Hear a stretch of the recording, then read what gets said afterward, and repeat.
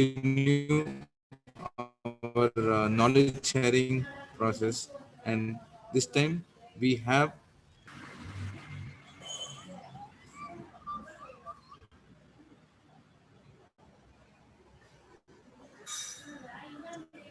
Girish, if you can please share the speaker profile.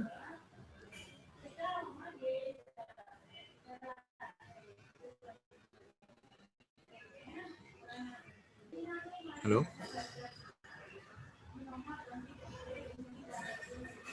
Girish, you're able to hear me?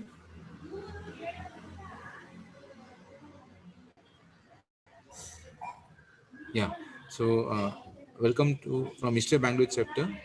We welcome all the chapter members, and as mentioned in our earlier video, so people who have not yet been the members of History Bangalore chapter, we request you to please become the member. And today's topic is on air filtration against COVID-19, a very interesting topic by Mr. Utkarsh Vardhan. So Mr. Utkarsh Vardhan, he is the area sales manager, Karnataka Campbell India. So he has been in air filtration industry for around 2 years as an area sales manager for Karnataka region for Campbell India Private Limited. Since 2019 to current, Utkarsh Vardhan is taking care of clean air filtration division for Karnataka region, responsible for the sales and development of products and solutions for the life science, healthcare, comfort, food and beverage industries. So we welcome on behalf of Ishra Bangalore chapter, we welcome you, Mr. Utkarsh Vardhan. Girish, if you can put in the disclaimer, please.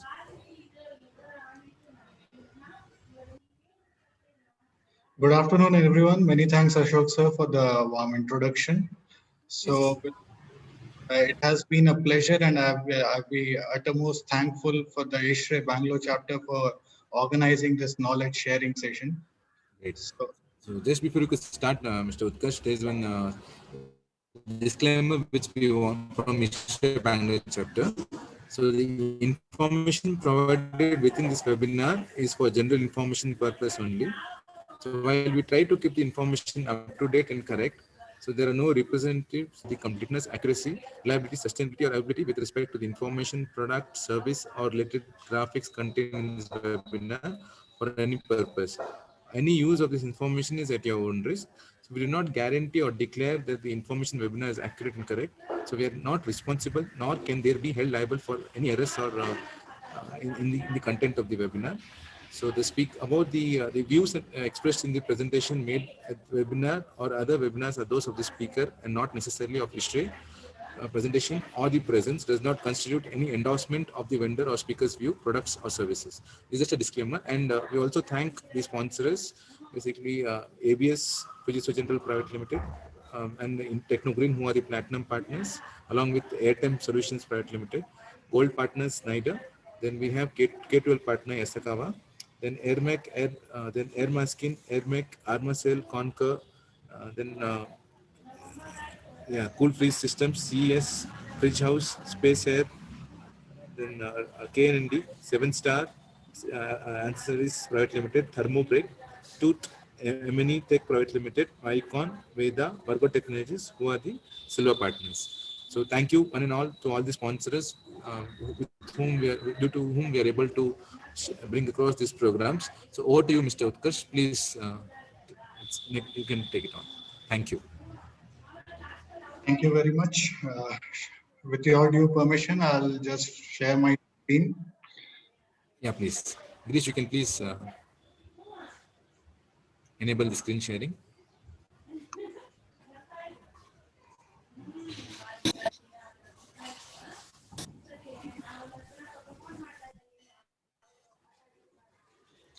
I hope my screen is visible to everyone. Yes, Mr. Utkarsh, the screen is visible. Good afternoon, one and all. So thank you for sparing your time on this busy Monday afternoon. It is my absolute pleasure to host each one of you on this knowledge sharing session. So to start off with, I'll just give you a brief introduction, which you already have right now. My name is Utkarsh Vardhan. I look after the area sales for Karnataka region for Camphil. A brief about Camphil. We are a multinational air filtration company, and we have been doing this particular air filtration services for more than a decade, half a decade now. So without wasting much of your time, we'll just quickly move on to the contents through which we'll juggle a lot. We'll start off with the air we breathe, which is a very generic topic, and then we'll move on to about what COVID-19 is, what are the latest updates, what is its impact, then a few frequently asked questions on ventilation and COVID-19.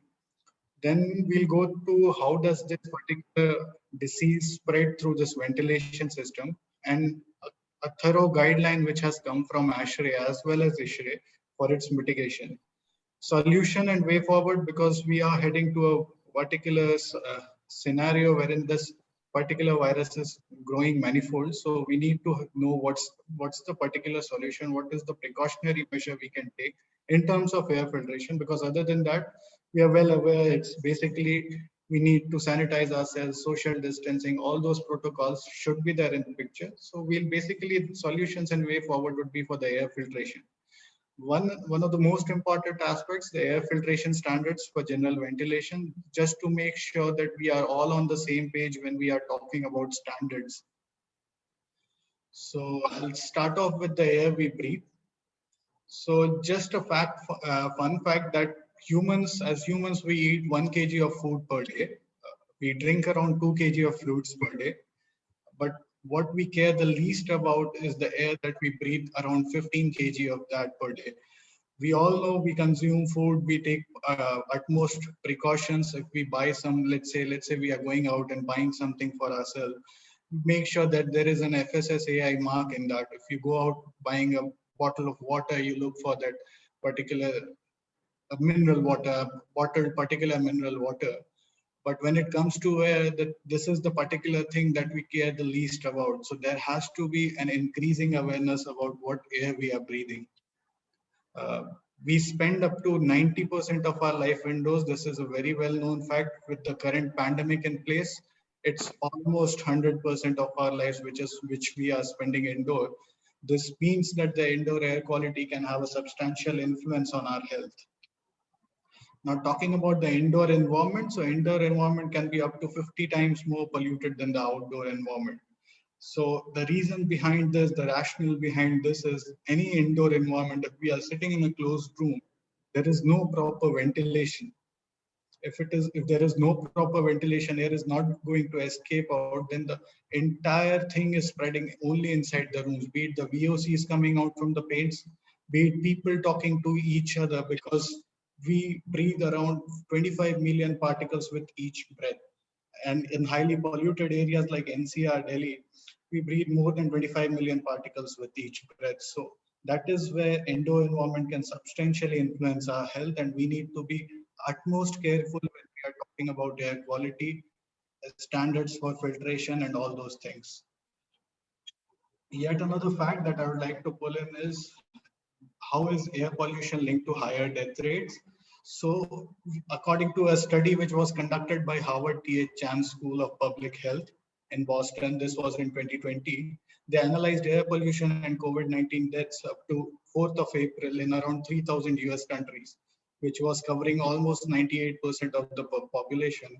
What they got to learn from this particular study was a single unit increase, that is an increase of 1 microgram per cubic meter in particular pollution level was associated with around 15% increase in the death rates. People in polluted cities are more prone to damage or are more likely to die than those who are living in cleaner areas. So a particular study was conducted over Milan in northern Italy, wherein the pollution levels are much higher. And the study came out that the pollution level where the pollution level was higher was linked with more coronavirus death rates. Talking about how do we ensure cleaner air in the future?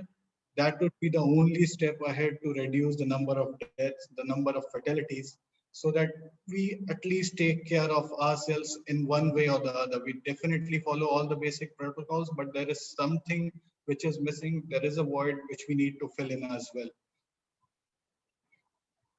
Now, talking about the most frequently asked question, is coronavirus primarily spread by air?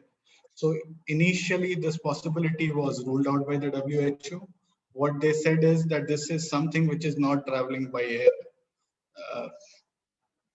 One second. Yeah, so it was basically the denser particles generally tend to settle down, wherein WHO said that sneezing or fluids on the open surface are some ways the virus can spread. But later in the month of July 2020, around 237 scientists approached WHO to consider the spread by air as one of the causes, which recently we have got an article in most of the newspaper that WHO has accepted that there is a possibility of this being a particular ailment which can spread by air as well. Therefore, avoidance of close human contact and good hand hygiene is of utmost importance. And we also need to take care of a few other parameters, which we'll get to know in the next slide. So these are a few sources and new studies which support that this spread can be due to this spread could be airborne as well. So these studies are by reputed organizations like World Health Organization and CDC, which is Center for Disease Control and Prevention. We'll again go to a more pertinent question, that can respiratory virus spread by air? We have been through this. All in all, again, influenza is something which is not very new. We all know that influenza can create droplets which can contain the virus and which can spread by sneezing and coughing. So yes, respiratory viruses can spread by air, and this is no other. This COVID-19, the coronavirus, is no different from that. The droplets could be visible, could be invisible as well, and they'll range from 0.5 to 15 micrometers. So studies on other common viruses, they generally suggest that the nodal point or the mode of any droplet would be 1 micrometer, which can carry enough virus to cause an infection and spread it. Now we'll just go through a graphical display of how this particular sneeze, a pathway, can create a pathway. So on the leftmost side, you see a person who is coughing or sneezing. You see that there are multiple particles, as I mentioned, 25 million particles with each breath. So larger particles or even the medium particles, what they tend to do is they tend to settle down on surfaces, be it your soft furnishings, walls, whatever it is nearby. These particles tend to settle down, but the smaller particles, they tend to remain suspended in the air. So it could be for 1 hour or could be more than that. And subsequently, these can go into your return air vents, and while the recirculation goes on without an ineffective air filtration system, it will eventually come to haunt you afterwards from the supply air vents as well. I'll just take you through a video. This would also give you a perspective on what the particular airborne spread is all about. So this is basically a bit in Japanese and a bit in English. We have the subtitles for your understanding. 非常に小さな粒子ということで、マイクロメーターの粒子、マイクロ飛沫感染とも読めるような、そういった状況が起きたんじゃないかなというふうに考えられます。So how does this take place? NHK is conducting an experiment with a group of researchers. はい、レーザーください。 The team will track particles in the air using laser beams and a high-sensitivity camera. This technology allows us to detect droplets as small as 0.1 micrometers wide.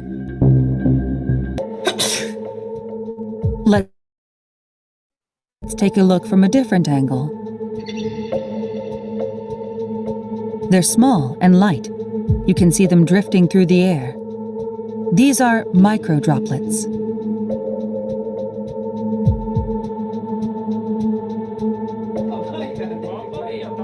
We're learning that sneezing isn't the only source of these droplets.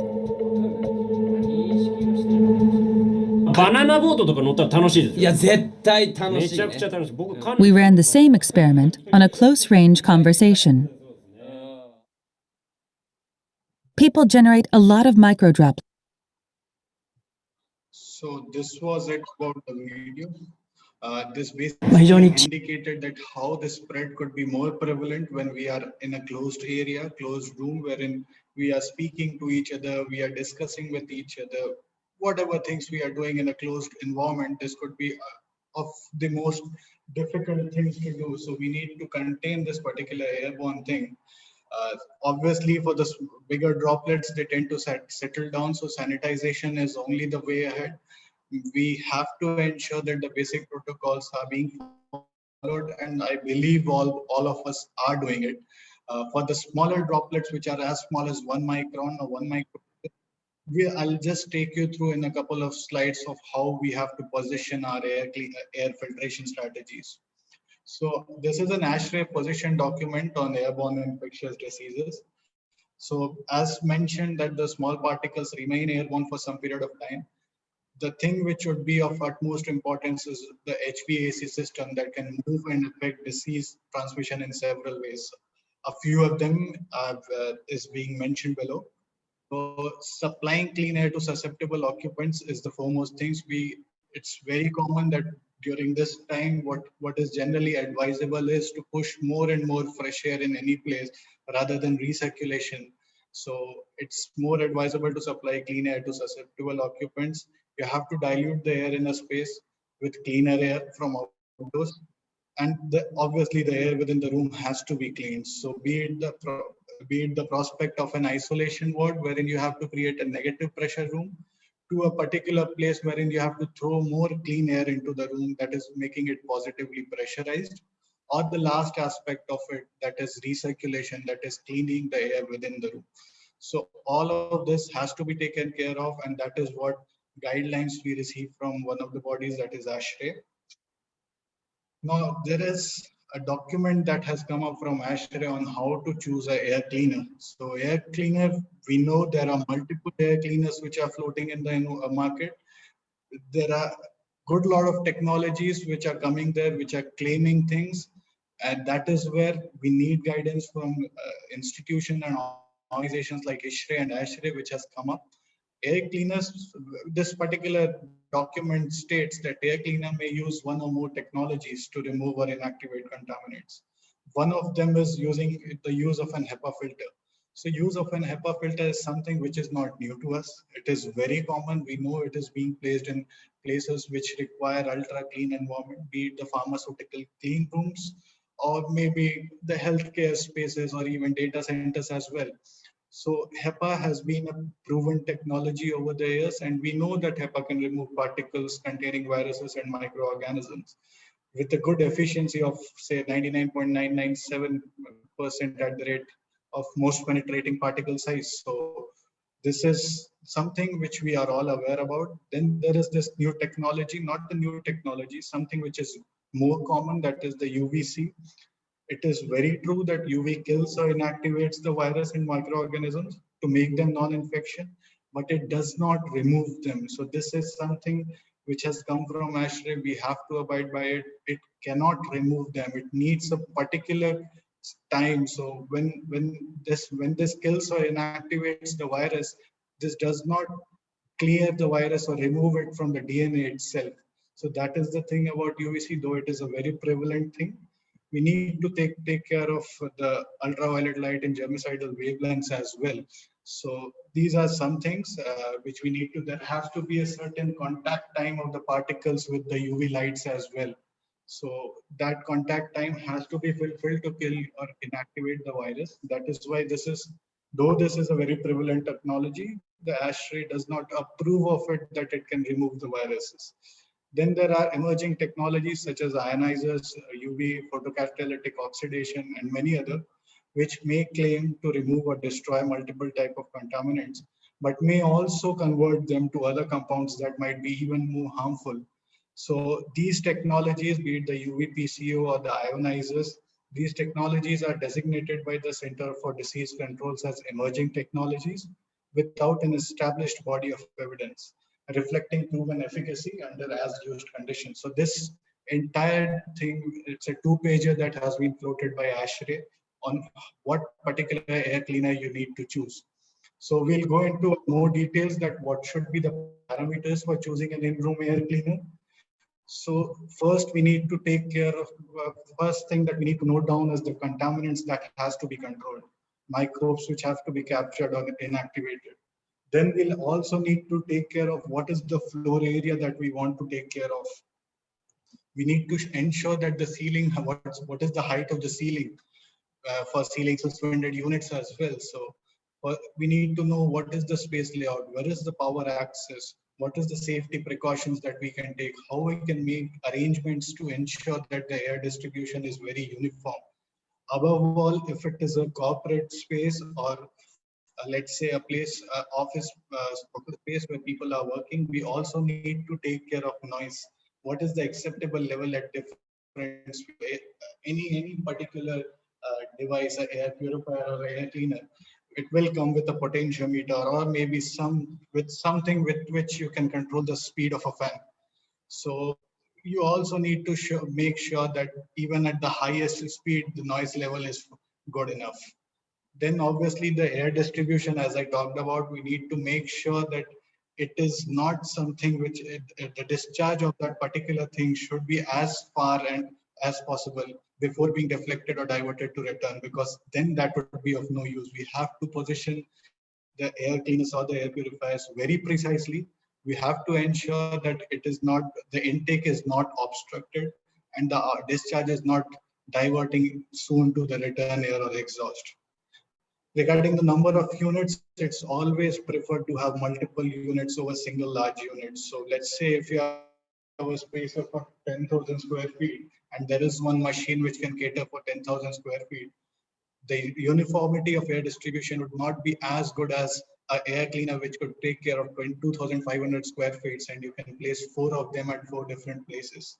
So that would give you more air distribution, a more uniform air distribution. Now the outdoor air, that is ventilation, how much air is coming in through the ventilation systems of windows? Is there any possible chances of leakage? Even if, because if there is a possible chance of leakage, these air cleaners and air purifiers would not be of much good. So what is the amount of clean air needed? So we also need to take care of what is the CADR requirement. CADR is nothing but clean air delivery rate. Is there any target for ACPH, that is air changes per hour? Because generally in most of the isolation wards, we come to know that according to the occupational health guidelines or OSHA guidelines, there is something like 6 to 12 air changes per hour is mandatory for a particular negatively pressurized room or an isolation room. So we have to take care, we have to notice these very minute points so that we can choose the perfect air cleaner for a room. Now I'll just move on to an example of how do you arrive at CADR? What should be the CADR of your clean air delivery rate for your air cleaners or an air purifier? So we'll start off by taking an example. So that we consider a classroom which is around 45 feet length, width of 20 feet and a height of around 9 feet. So the volume of the room comes out as 8100 cubic feet. We are supposing that there is a ventilation system which is supplying air at a delivery rate of 600 cm, and then we calculate changes per hour. So calculation of air changes per hour, it's nothing but you have to just divide the flow by the volume of the room. You'll get the air changes per hour. So we get the air changes per hour in this particular case as 4.44. Now we go to a particular place. A customer states that he wants an air change per hour as 6. He's making an isolation room, or maybe it's a dental space, and he wants an air change per hour as 6. Then we calculate the balance air change per hour that has to be delivered by the air cleaner. So we subtract it and we get that 1.5 mm, 1.5 ACPH is something which is more required. Then we calculate the CADR of the air cleaner. So CADR, clean air delivery rate, has its measurements in CFM only. So calculating it is nothing but you just have to multiply your volume by air changes per hour required. So through this, we arrive at the clean air delivery rate. So to create for the existing system which has a dimension like this and the ventilation supplies air as 600 CFM, to maintain an ACPH of 6, we need to have an air cleaner which has a clean air delivery rate of 209. So I hope this is very clear on how to choose an room air cleaner. Moving on to some history guidelines on ventilation. So obviously the humidity that is proposed is supposed to be between 40 to 70%. 20 to 24 degrees Celsius of in-room temperature is welcome. There should be proper ventilation. There is no hard rule escaping this. More and more fresh air, as I mentioned earlier, the more fresh air you throw in by cleaning it through proper filtration system, the better it is. MERV 13 filters, large air handling unit spaces, they generally have single stage of filtration, a MERV 8 filter. That is where this MERV 13 filter comes into picture. So we'll get into this filtration standards and what should be the filter that should be positioned in the correct place. No recirculation, as we have been reiterating this particular thing. The more you recirculate the things, the more robust air filtration stages that you need to have. Exhaust to be greater than supply to ensure that the room is, because this particular pandemic, we are expecting more and more negatively pressurized rooms, isolation rooms. So it's always good to have exhaust air more than supply air. The negative pressure, which is supposed to be maintained for isolation wards, it should be minus 2.5 to minus 5 pascals anywhere. 12 ACPH, 12 air changes per hour to ensure that whatever air changes, whatever air cycles are happening inside the clean air cycles happening inside the room, it's greater than the general standards. The exhaust, this is something which is common in the pharmaceutical applications. The exhaust is being treated by H13 as well. Chemical disinfection, there is no rule bypassing the basic things. You have to do the chemical disinfection as well. UV irradiation is something which we need to be very careful about. Obviously, air cleaners has to be there to ensure that you have added security. Even if you have a robust filtration in your AHU, it's always advisable to have an added security in terms of air purifier or air cleaner. Whatever you are choosing, make sure there is no harmful byproducts it is causing, be it the ionizers, because ionizers, UVC, which could be carcinogenic as well. So you need to ensure that whatever you are taking, it should not have any harmful byproducts. So now mitigating, can I do something fast to mitigate airborne spread in my building? This is a very common question which is coming. So yes, we can do it. What we can do, what all of us could, is we can recycle the air as much as possible. If you are doing it, you just have to turn off the recirculation and use 100% supply air. So even if you are using 100% supply air, you need to ensure that there is a MERV 13 filter in your TFA, that is a treated fresh air unit as well. So you have to stop recycling. You have to turn on this supply air and use it to the 100%, because viruses in buildings, they are more likely to come from inside than outside. So fresh air, what it will do is it will dilute the concentration, and turning off the recirculation will prevent the spread of virus throughout the building. So are air filters effective in capturing the airborne virus? So this is a very sought out question, that even if I place an air filter, what is the probable chance that this will eliminate the risk of any airborne virus? So I would like to ensure you that, be it any air filter with a proper, which follows a proper testing mechanism, yes, it can cater to this need. But that being said, we all know that the sizes of the viruses are, the nodal size is somewhere around 1 micron. So you have to have an utmost filter which has an efficiency of, say, EPM1 or an EPA or a HEPA filter. So yes, air filters can do the job, but you need to consider the right air filter for the purpose. Are EPM 2.5 and EPM 10 filters good enough to prevent viruses such as COVID-19? So the answer is a straight no, because as I mentioned in the previous slide, more particles are of 1 micron. So you need to have a EPM1 filter in picture. So these filters, what we'll do is they'll have their own standards. So there could be a filter which can remove, EPM is nothing but efficiency of particulate matter for 1 micron, 0.3 to 1 micron particles. And it could be a range between 80%, somewhere around 50% to 85% to 90% as well. So this is where we EPM 2.5 and EPM 10 filters could not do much, but yeah, EPM filter is always there to sort out the issues. So is it a good idea to upgrade filters in virus outbreak? So this is something which depends. You cannot upgrade the filters if you don't have enough static at your air handling units.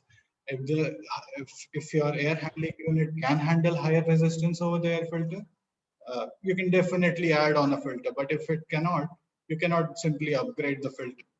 It is always advisable, if there is a possible chance, please go for an upgradation. Contact people, make sure and ensure that you get the facts right about filters. What is the testing mechanism of the filters? Is what being said on the filter labels or the filter test certificates are really true or not? Are the standards being followed? There are multiple questions that we as people who have to share knowledge amongst the people in the industries, we need to ensure that we ask the right questions to any air filter manufacturer.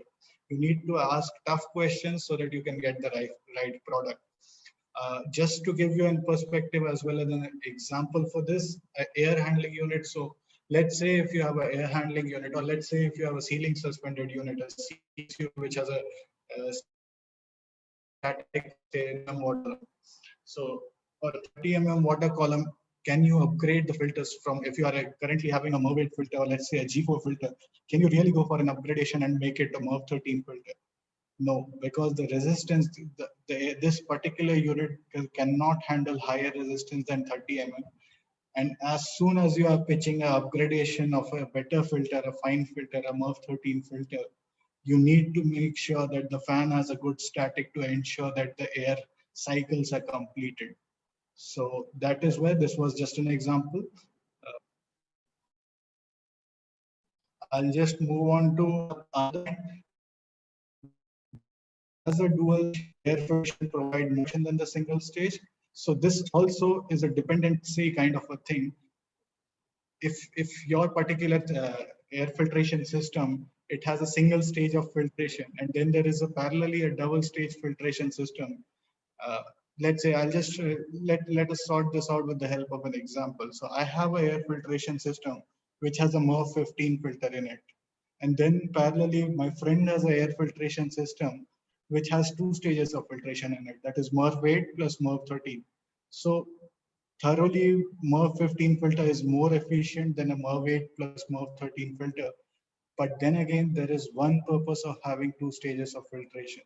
That is to ensure that you prolong the life of an expensive filter. So be it a MERV 13 filter or a MERV 15 filter, it has to be, we have to ensure that the lifetime of those filters are prolonged. We just cannot place a single filter, a MERV 15 filter or a MERV 13 filter in front without any pre-filter before it. So that is where it's very true that it's good. It's always advisable to have a dual stage air filtration to avoid your operational expenses, but it's not mandatory that a dual stage filtration will provide you more protection than a single stage. So we'll move on to the next point, that can viruses captured in the air filter be released back into the airstream? This is a very pertinent question. That let's suppose your air filter is capturing the virus. How do you assure that this will not be released back into the airstream? So this filters, what the general studies, what they indicate is that any virus does not survive longer than 3 days on open surfaces. So even if there is a recirculation happening, virus is captured in the filter, they are so strongly bound to the fibers in the filter media that they cannot escape out of it. And then there are studies which say that after 3 days on open surfaces, the virus tends to die out. So is there something else I can do to further improve the air quality? So while definitely you are positioning a MERV 13 filter in your, let's say, a treated fresh air unit or an air handling unit as such, it's always good to have an additional level of security to ensure that whatever is there inside the room, even if some viruses are escaping your HVAC system, the HVAC layout, there is an air purifier or an air cleaner inside the room which has a significantly higher filtration efficiency, and that recirculates the air inside your room, and ensure that there are higher air turnovers and a higher filtration efficiency. So yes, if you want to take it further, if you want to have an additional level of security within yourself, you can use the air cleaners. However, two stages of filtration, a MERV 8 and a MERV 13, could suffice the purpose as mandated by the ASHRAE guidelines as well. So this is just a pictorial view. So this is your air handling unit. You have different stages of filter here. And then as an additional level of security, what you do is you ensure that there is an air purifier which can clean the room, air inside the room as well. So while you are getting something very good at your recirculation thing in the room, you are also getting something good from the treated fresh air units or the other unit or the air handling units as well. So that was about the last slide, which we continued here. Now, how should we use the air filter? How should used air filters be treated? So obviously, while we are replacing the filters, you have to ensure that good hygienic protocols are maintained. You need to ensure that whoever is replacing the filters, whoever is taking out the filters and throwing it away, it has to be fully covered with that person has to be fully covered with protective gears, gloves, mask, obviously, and the protective glasses as well. We shouldn't take any chance, because as soon as you are taking something which has been very uh, pertinent to viruses and all, you need to ensure that that particular product has to be handled very carefully. You have to then place the used filter in a plastic bag after taking it out of the air handler, and then you have to seal the bag before moving out the used filter. Obviously, after these used filters, you can then dispose it off as per the state guidelines, and that's the entire process of how you should use how you should treat a used air filter. Other recommendations, which obviously come back from what ISHRE and ASHRE has been promoting all this while, high humidity level, it's always advisable that leads to loss of infectious influenza virus from simulated cough. And yeah, ISHRE and ASHRE have been saying it loud and clear from the time being that 40 to 60% is something you need to maintain. Regarding the air filtration and cleaning, yeah, ventilation is the primary thing that we need to follow to make sure that the air is in movement and it is not stagnant inside a particular room. For the air filtration and cleaning, it's always advisable. EPM1 filters can remove the smallest particles in the air, including cold and flu virus, as well as particle carrier dust pollen as well. So now, depending upon the risk, what do we actually need? So there are multiple applications. Some could be a low risk application, the others could be a medium risk application, and then there is obviously a place which would have a higher risk of higher risk of exposure. So these places which are more common these days are the healthcare application, wherein there is a lot of uh, activity going on in the healthcare sector. The dental places, which are generally placed on the top of the OSHA guideline pyramid, that these places are generally more prone to the infection than any other. Medium risk places are public places, and low risk places are your homes and small offices. So different risk application, and then there is different filtration requirement in each one of them. For low risk application, almost every time it is advisable to have a MERV 13 or a higher filter. In this case, what you are seeing is a EPM 180% filter. EPM 180% is a ISO 16890 standard terminology. We'll go on to this ISO 16890 standard as well. Uh,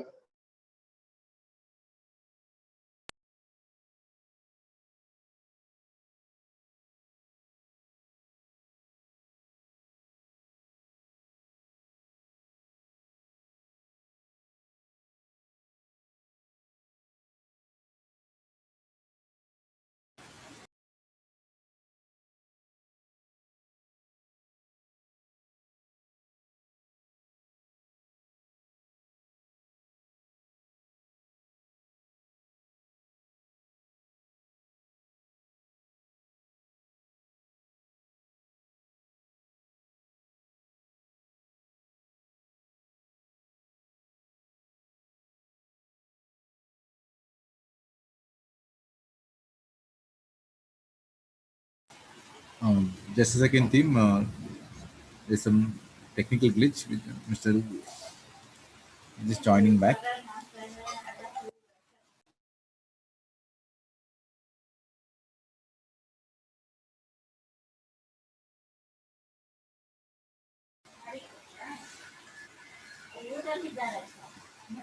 Yes, Mr. Utkarsh, you're audible. Please go ahead, please. Yes, so I guess we were discussing on this particular side of what kind of filtration do we all need for this pandemic thing. Low risk application, that is, we have already discussed MERV 13 filter as per ASHRAE guidelines. Medium risk applications, which are generally the public places, it's always advisable to have a HEPA or a HEPA filter in your air cleaners. For high risk application, as mentioned, the laboratories, containment areas, medical facilities, you need to have a H13 or a higher filter. Now the global standards, so there are multiple standards for each of the filter that we take. So if we take any air filter for general ventilation, the common standard which is in picture is ISO 16890. So this is for the air filters for general ventilation, not the EN 779, not ASHRAE 52.2 as well.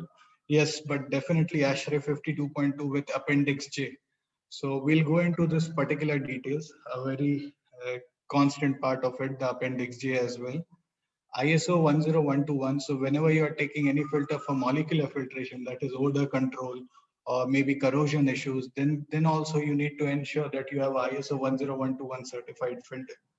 For clean process, we all know, because for pharmaceutical applications and all, it's always advisable that each and every HEPA filter is tested as per EN 1822.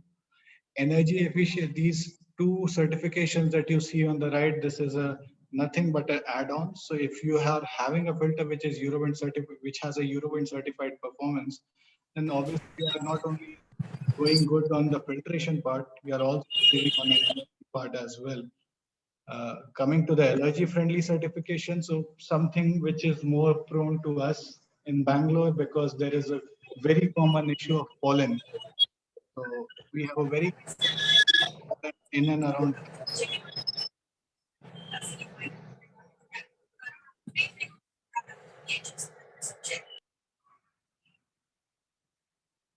Yes. So we have this very common issue in Bangalore, which is related to pollen. There are people who are more allergic to it. I'm sorry, is anyone having a question?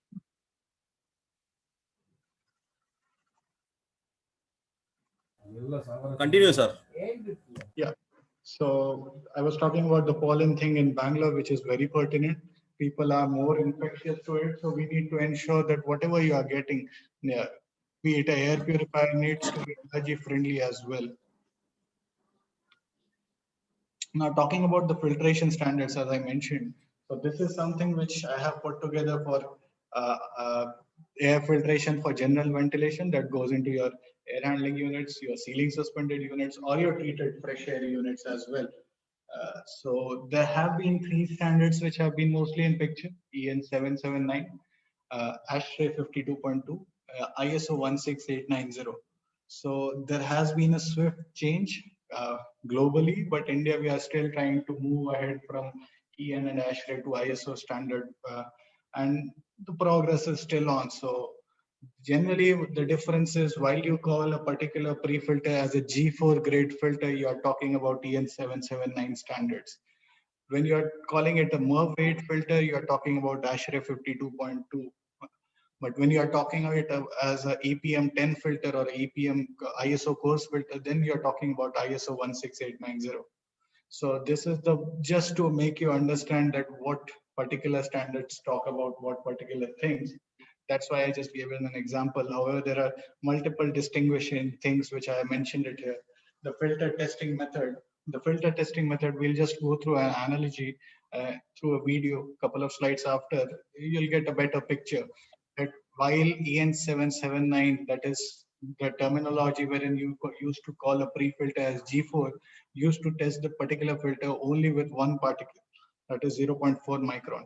Whereas in ASHRAE 52.2 as well as ISO 16890, the testing used to be done with 0.3 to 10 micron particles in three separate groups. In ASHRAE, it was called E1, E2, and E3, whereas in ISO, it is known as PM1, PM2.5, and PM10. So ASHRAE 52.2 and ISO 16890, they are both in terms of testing the filters. However, there is one specific test which is generally missed out, that is the discharge efficiency test. So let's talk about discharge efficiency. I'll just try to give you a perspective to it. So back in our childhood days, what we used to do is we used to rub this particular, we used to take a comb and rub it with our hair, and then we'll used to try to attract the bit of pieces, the paper pieces from it. So the reason behind that was while we were rubbing that particular thing, the particular, what you can say, a comb with our hair, there used to be some charge on it, due to which it used to attract the small bits of paper. We were not much knowledgeable about that when we used to do it. We used to do it for fun back in our childhood days. But that is somewhere I got to understand the same concept about discharge. So when you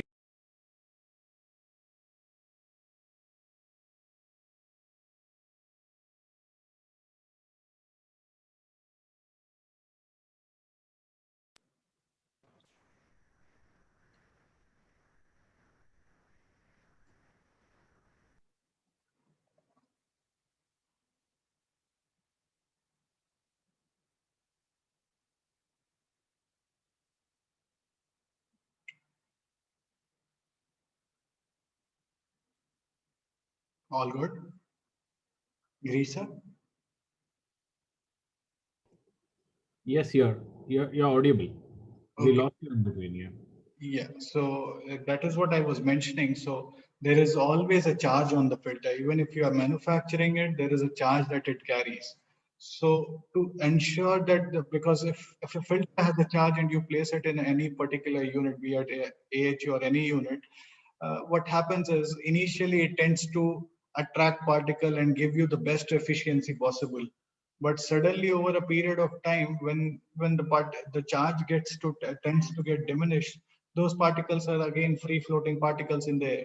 So that is where discharge efficiency needs to be done, which is not mandatory in ASHRAE, neither in EN 779, but is mandatory in ISO 16890. So for a PM 2.5 or a PM1 filter, even to certify it as a filter, you have to mandatorily do the discharging test. So this discharging test, what is generally done is the entire filter is soaked in an IPA chamber. So once it is soaked in the IPA chamber, the entire discharge efficiency value is taken out. If it is lesser than 50% in EPM1 and EPM 2.5 filters, it is not even considered as a filter, which was not being followed in EN 779 nor in ASHRAE 52.4 or 52.2. Just to mention ASHRAE 52.2, there is an exception, which is the Appendix J, which also in this Appendix J, you also test the filter for the discharge efficiency.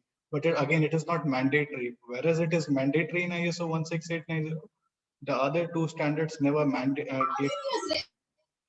gave this as a mandate. So though ASHRAE 52.2 with Appendix J is equipped with this test, but it is not mandated as of now. Now the filter loading. So while in the previous two standards, there was a dust loading with coarse dust. In ISO 16890, we have the loading with the fine dust.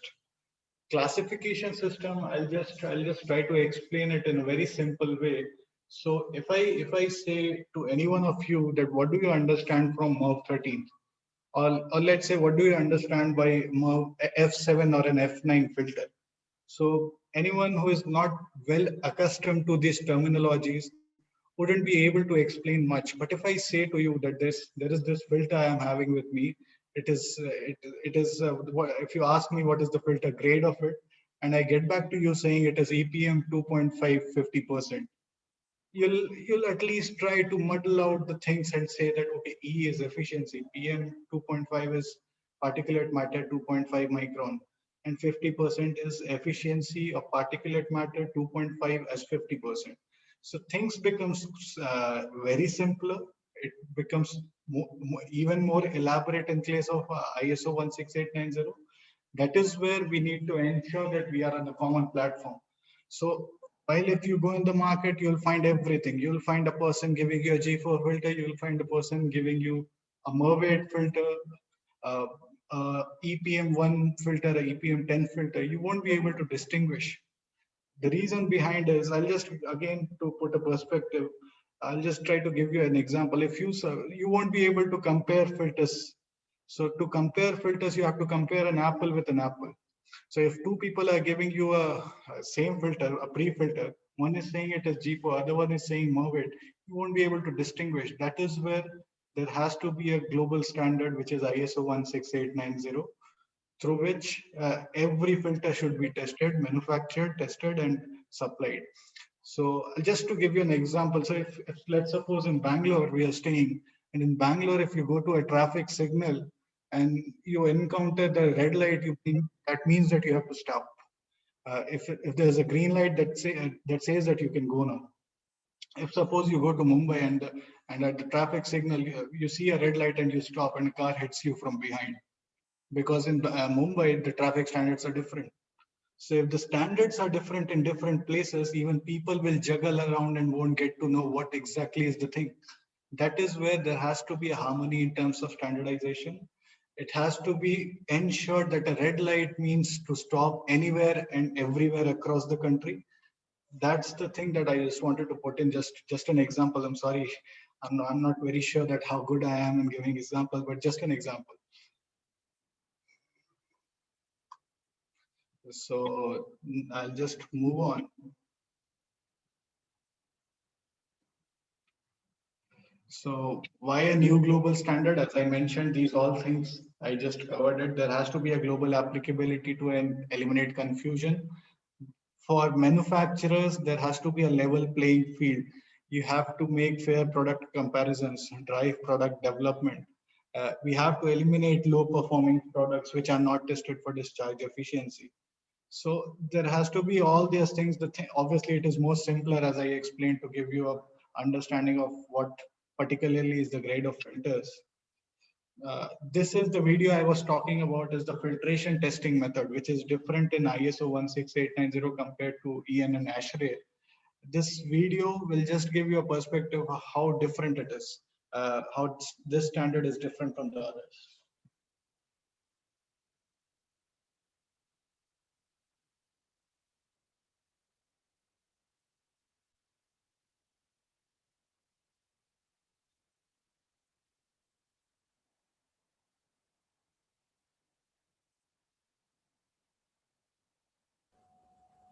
No volume, sir. Volume needs to be given. Okay, is that not audible? No, the video sound is not audible. Let me read. Yeah, please.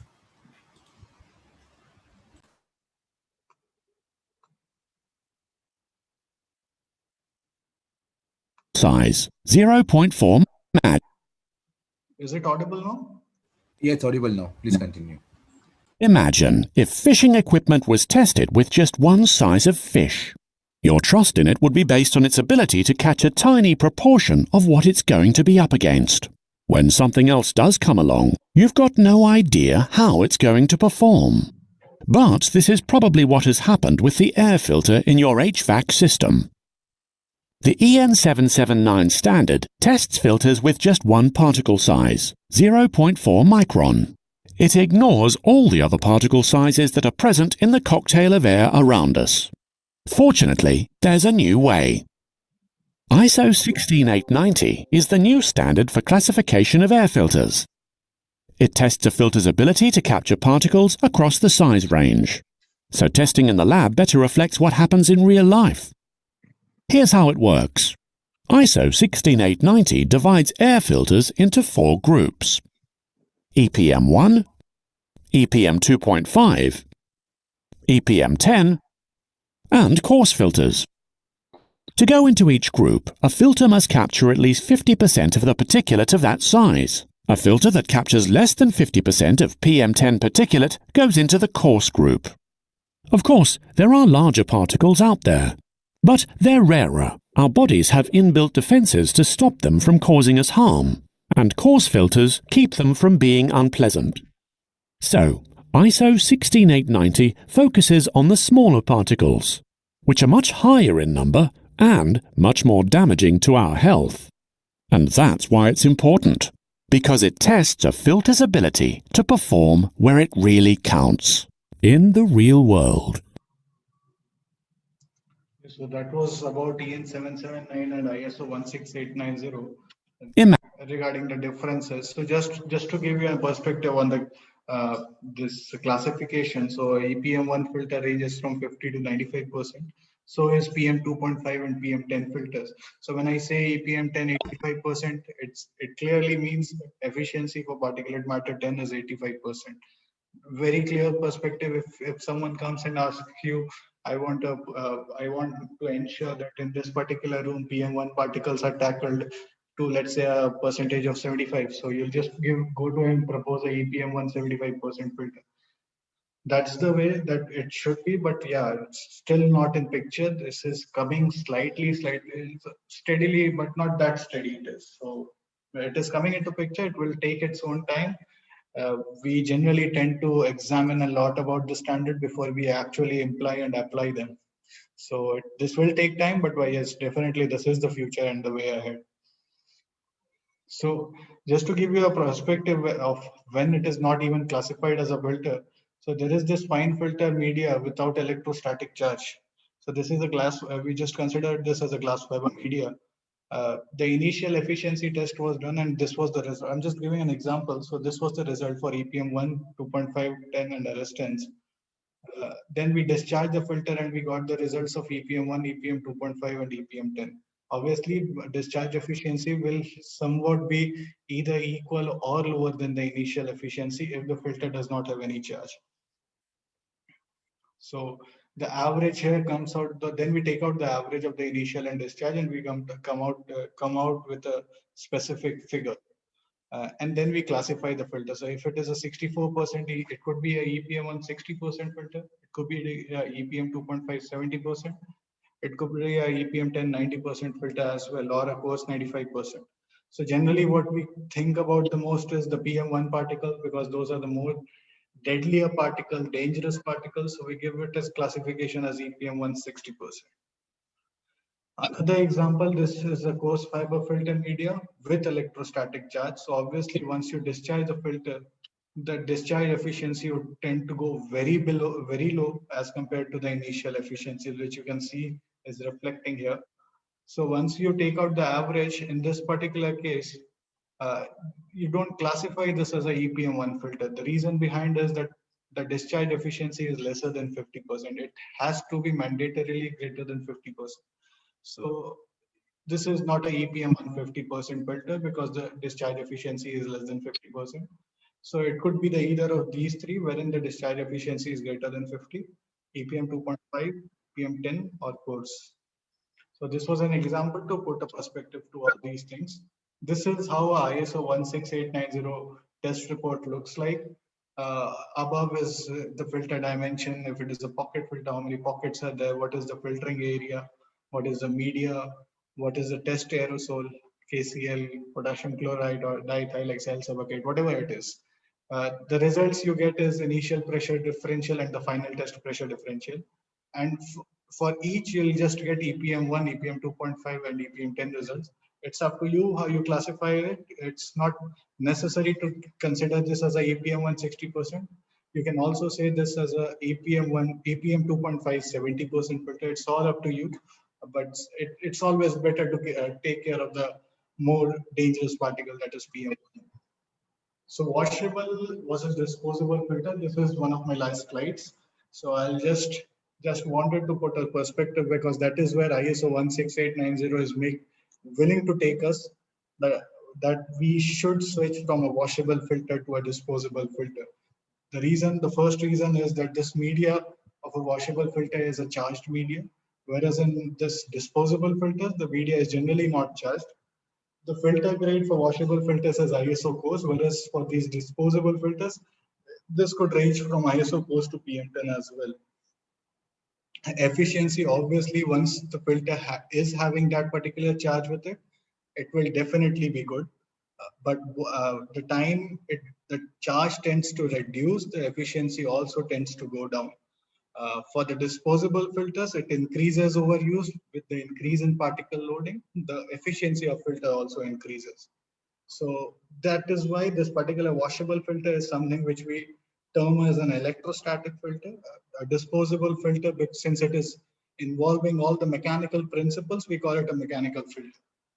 So effect on efficiency reduction. So if you have a pre-filter, the primary purpose of a pre-filter is to capture the coarse particles. So if your pre-filter is a charged filter, a washable filter, and you're washing it time and again, you're doing nothing but increasing the dust load on the next stage. Whereas for the disposable filter, there is no pass through because you are not washing it time and again. If you're washing any media time and again, what it will end up is that media's efficiency would go down. The basic essence of any filter is its media. So we have to ensure that we don't play around with the media. We don't go out and do cleaning and washing of it. We just go and dispose the filter if its job is done. Once the final pressure drop is reached, our sole job is to ensure that we protect the next stage by disposing that filter and fixing it up with a new filter. So this was all about it, the solutions and the summary of this entire thing. What we went through is what is the air we breathe, what is the impact of air quality and the FAQs. We also went through a few guidelines from the ASHRAE and ISHRAE for ventilation and also for the selection of air cleaners. What is the solution and way forward? Because it's not always scribbling about the problem time and again. What we also need to ensure is that we have a solution towards it. So there are recommendations, there is a way forward. Obviously, keeping the first and forehand tight, that is the basic protocols being followed. You also need to ensure the air filtration part of it. What kind of filtration is needed? We had a detailed discussion on this. How to decipher filter ratings. So to decipher the filter ratings, we went through the different standards. What should be the way ahead? What is the harmony that ISO 16890 is trying to bring in? What all are the global standards and how this particular ISO 16890 is beneficial over other standards? So that was it from my side. Any questions, I would be happy to answer. You can also reach out to us for any of your assistance. Many thanks for your attention during this tough time, taking out time for this presentation and knowledge sharing session. So that's it from my side. Mr. Utkarsh, thank you, Mr. Utkarsh. Utkarsh, that was a wonderful presentation, in fact. And yes, there are some questions which has been put by our listeners in the chat box. If you can open the chat box, then or if you want, I can read it out for you. Okay. So probably take the specific questions. So one question from Mr.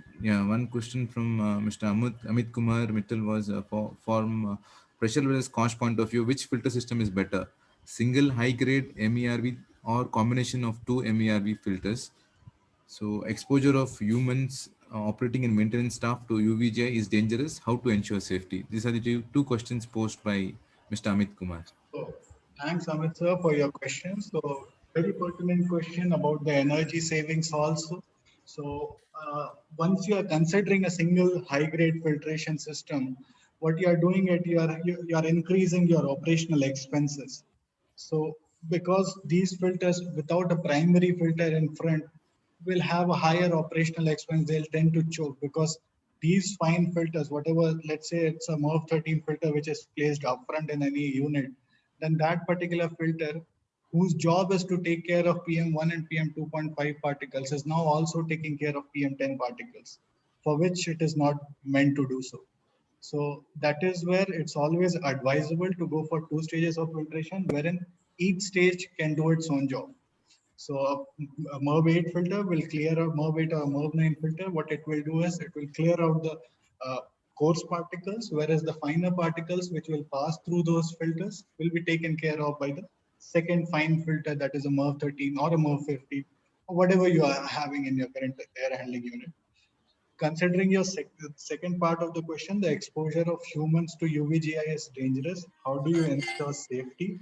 Obviously, UVGI is a carcinogenic thing, And that is why we generally avoid giving it to anyone. UVGI is something which we forbid to even use for ourselves.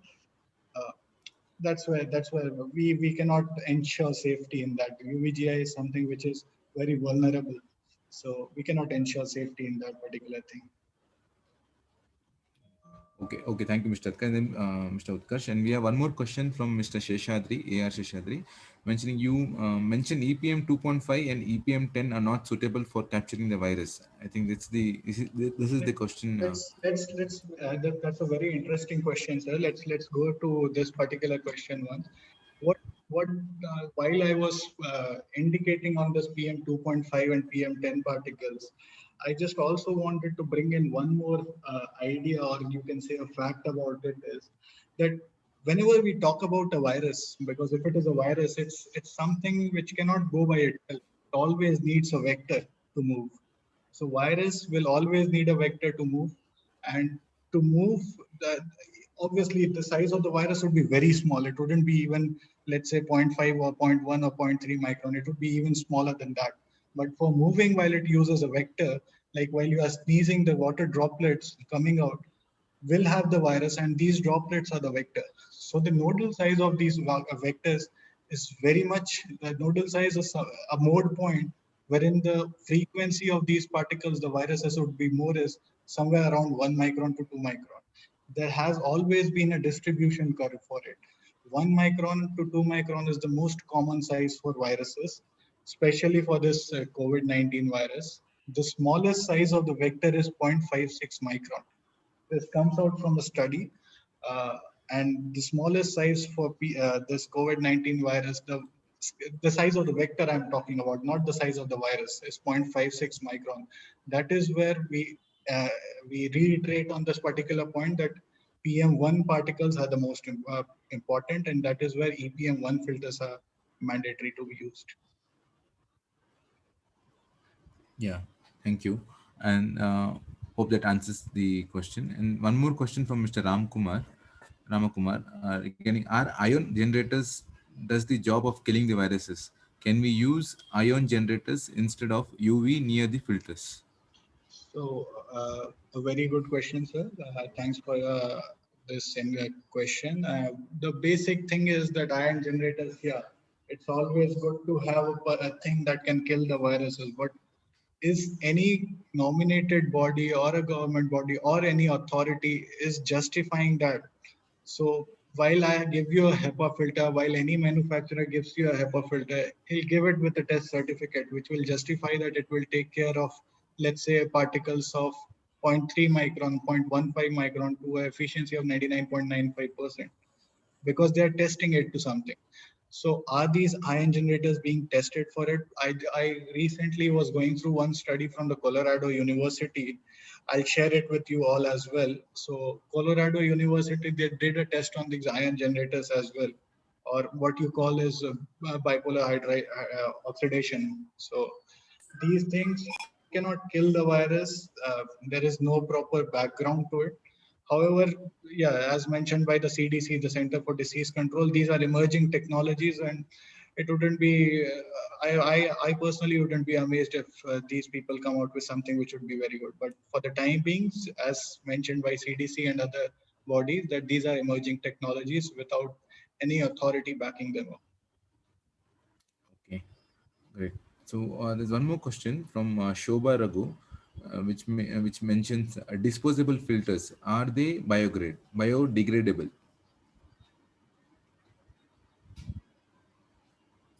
So disposable filters, that's where we were discussing, wherein one point on how to handle these filters. These disposable, it's not about being biodegradable or non-biodegradable. It's about how you dispose the filter. So what is filter? Filter is basically a unit which is a aluminium frame which takes care of the entire media. Media is nothing but a cloth. So if you take out the essentials of the filtration state, media is just a cloth. Aluminium is something which is always recyclable. So yeah, its biosafety concerns are properly taken care of. Okay. And one more question from Shobha Raghu, any measures for outdoor air quality control, say as a campus solution. Any measure for something in outdoor air quality which is not restricted to any particular place. That is something, if there is a confined space, then only you can ensure that the particular air which is in that space is taken care of. Otherwise, there is nothing you can do about outdoor air quality control. However, there are some towers which are coming up. There is one tower in China that they have built for the air quality control. I guess something is coming up in our very own capital of the country in New Delhi as well. Some towers to ensure outdoor air quality control.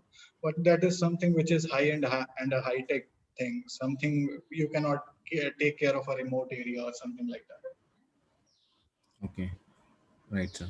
And then we have one Mr. Murli Kant from Chennai. He wanted to add something to the program. If you can unmute yourself, there's no question, but you wanted to add something to the program. You can just unmute and yourself if possible and add the point what you wanted to. Mr. Murli Kant from Chennai. Not sure. Okay, probably get back. And one more question from Mr. Amit Kumar, which says UVGI is recommended internationally as well as in use even in split AC in view of COVID-19 pandemic, but not you are not in favor. I mean, that's what he has posted. True, sir. So it's not about opposing any technology or promoting anyone. It's about thinking what exactly is the need of the hour. So maybe yes, UV technology is the most common technology globally. People are going for it. There is no hard and fast rule that only one technology can kill the virus. But we all know with ultraviolet rays comes the side effects as well, the carcinogenic nature of it as well. So though it is recommended internationally, I'm not sure which particular organizations are recommending it. The mandates are what we follow the mandates as an air filter manufacturer or a person who is dealing with HVAC products. We follow the mandates strictly of ASHRAE and ISHRAE. So ASHRAE, whatever ASHRAE states and ISHRAE states is of primary importance because there is a whole lot of study behind it. So they say that while there is no disagreeing the fact that they can kill the virus and remove it, but yes, there is always a chance that there is a minimum contact time required for it. Because let's say some seconds I'm not very aware of, but there are some seconds that you need to have a contact time so that these UV rays can remove the virus, but it cannot kill the DNA of it.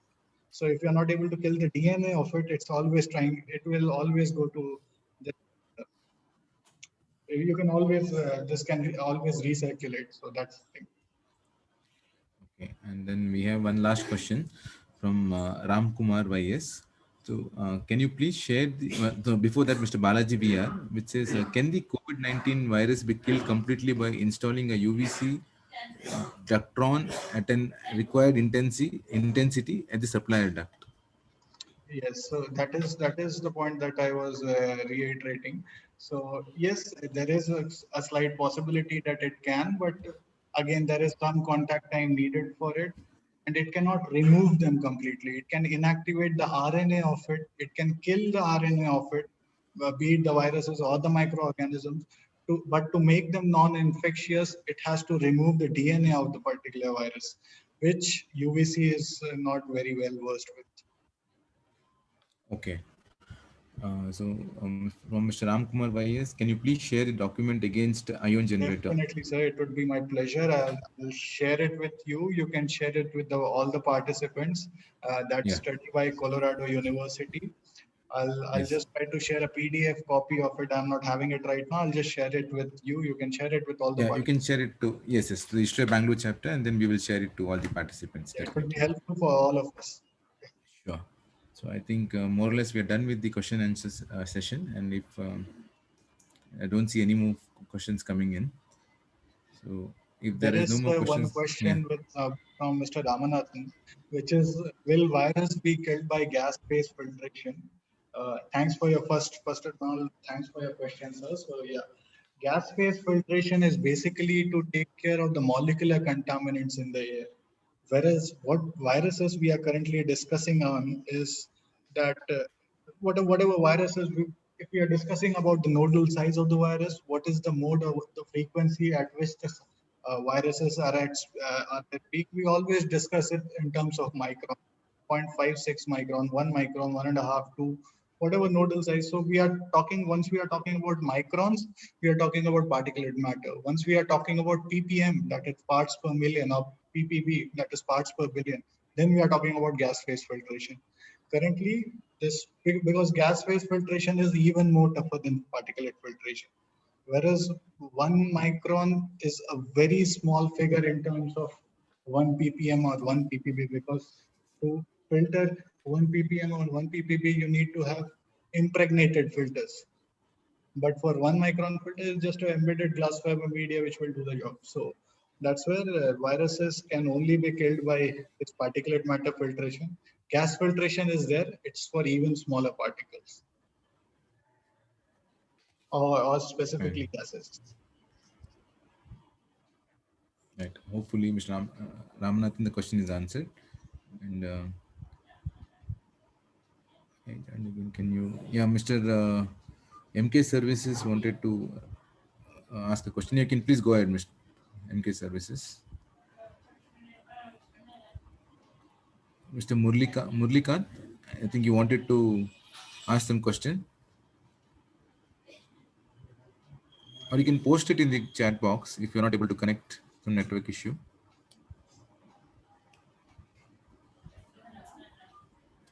Yeah, I think again it's having some network issues.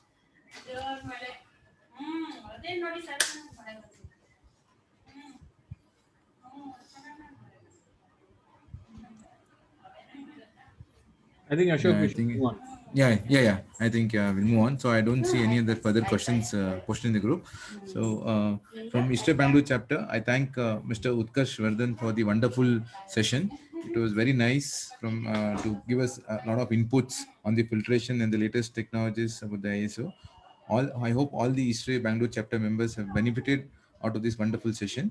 And as mentioned during the start of the presentation, whoever are not still part of the ISRE Bangalore member of ISRE Bangalore chapter, request please to become the member, as there are a lot of benefits which was shown in the video, where a lot of technical seminars, and then you have a non-technical, and it will be beneficial to all one of us. And also we thank all the sponsors which I had done in the initial presentation also. So thank you one and all for spending your time and then giving us this opportunity to present this technical seminar. We'll once again come back with one more seminar very soon, and details will be circulated shortly. So from the ISRE Bangalore chapter, we once again thank Mr. Utkarsh Vardhan, and thank you all the chapter members for joining this session and making it successful. From ISRE Bangalore chapter, we request all to stay safe and be at home as much as possible, and get yourself vaccinated when given an opportunity. So thank you all, and take care of yourselves. Bye from ISRE Bangalore Thank you, chapter. everyone. Thank you for your Thank patience. you, Arvind. Thank you. Thank you. Thank you. Thank you. Thank you, sir.